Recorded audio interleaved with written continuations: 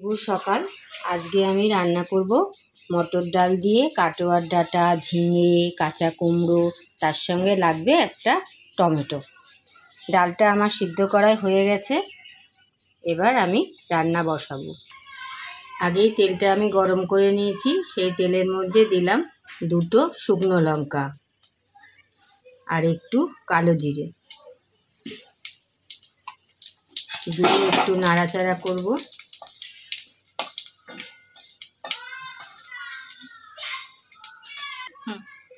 তেলের মধ্যে কুমড়োটা আগে দিয়ে দিলাম,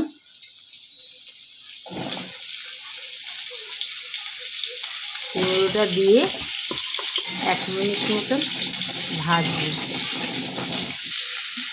কুমড়ো ভাজাটা হয়ে গেছে, এবার তার মধ্যে আমি কাটোয়ার ডাঁটা, ঝিঙে আর টমেটো সব দিয়ে একটু নাড়ছি। এতে দিলাম পরিমাণ মতো নুন, দিয়ে দিলাম অল্প হলুদ, দিয়ে এবার একটু কষাবো।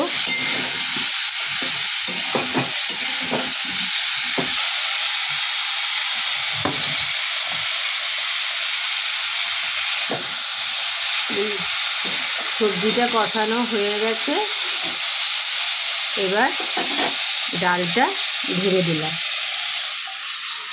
ডালটা আমি সেদ্ধ করে রেখেছিলাম, ডালটা ঢেলে দিলাম সবজির ভেতরে, দিয়ে একটু নাড়াচাড়া করে এবার সব সবজিগুলো সিদ্ধ হবে।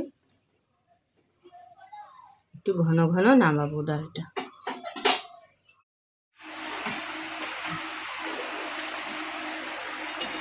সবজিগুলো সব সিদ্ধ হয়ে এসেছে, দেখুন সব সিদ্ধ হয়ে গেছে, সব।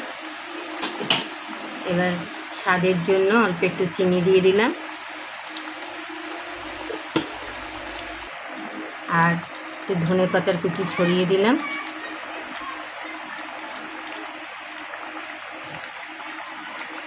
ডালটা ঘন ঘন হয়ে গেছে,